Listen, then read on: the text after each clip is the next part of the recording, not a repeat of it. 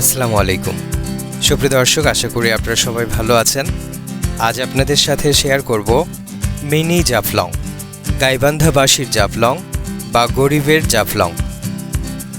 পাহাড়ের মতো উঁচু ব্রিজের নিচে চারদিকে ছড়িয়ে ছিটিয়ে আছে ছোট বড় অসংখ্য পাথর।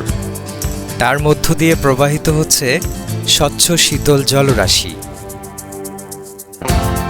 প্রথম দেখাতেই দর্শনার্থীর মনে ভেসে উঠবে সিলেটের অন্যতম জনপ্রিয় পর্যটন কেন্দ্র জাফলংয়ের প্রতিচ্ছবি।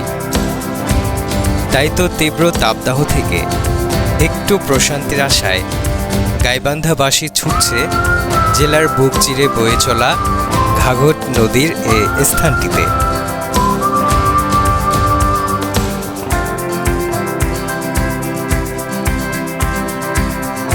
জেলা শহর থেকে প্রায় 2 কিলোমিটার দূরে খোলাহাটি ইউনিয়নে ব্রিটিশ আমলে নির্মিত ভেড়ামারা রেল সেতু এলাকাটি এখন মানুষের বিনোদন কেন্দ্র হিসেবে পরিচিতি পেয়েছে।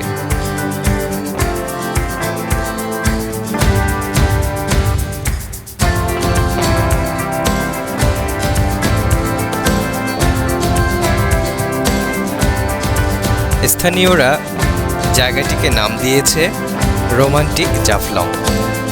আগত দর্শনার্থীরা এটিকে তুলনা করছে সিলেটের সাদা পাথরের জাফলংয়ের সঙ্গে। কেউ কেউ আবার বলছেন এটি গাইবান্ধাবাসীর জন্য গরিবের জাফলং। সরেজমিন ঘুরে দেখা যায় ভেড়ামারা রেলওয়ে সেতুর পাশেই সম্প্রতি একটি সেতু নির্মাণ করা হয়েছে। সেতু দুটিকে ভাঙনের কবল থেকে রক্ষায় এখানে ছোট বড় আকারের পাথর নদীতে ফেলে রাখা হয়েছে। বর্তমানে নদীর পানি কম থাকায় পাথরগুলো দৃশ্যমান হয়ে নান্দনিক এ পরিবেশ তৈরি করেছে।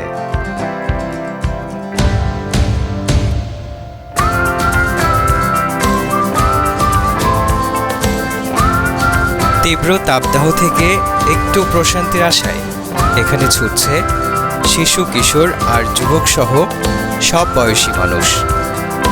সেখানে স্বচ্ছ শীতল পানিতে ভিজে সাঁতার কেটে কিছুটা স্বস্তি নিচ্ছেন তারা।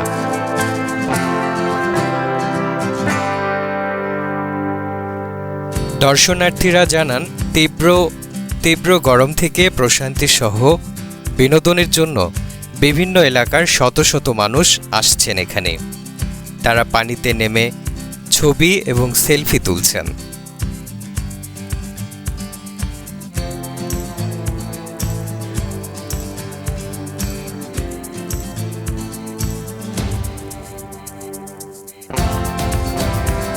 কেউ বা নদী তীরে দাঁড়িয়ে অপরূপ দৃশ্য উপভোগ করছেন।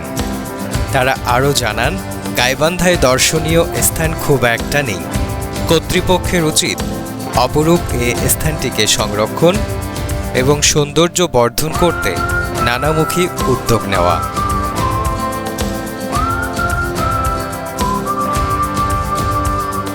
জাফলং এই জায়গাটিকে বলা হচ্ছে।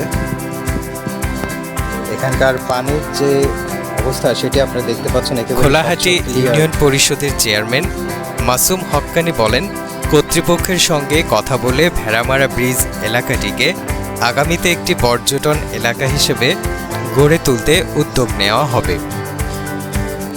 গাইবান্ধা সদর উপজেলা নির্বাহী কর্মকর্তা মাহমুদ আল হাসান বলেন, আমি ইতোমধ্যে বিষয়টি অবগত হয়েছি।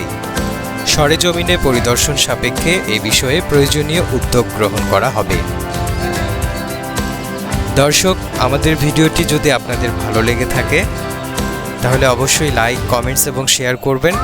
সেই সাথে আমাদের পেজটিকে ফলো দিয়ে আমাদের পাশেই থাকবেন।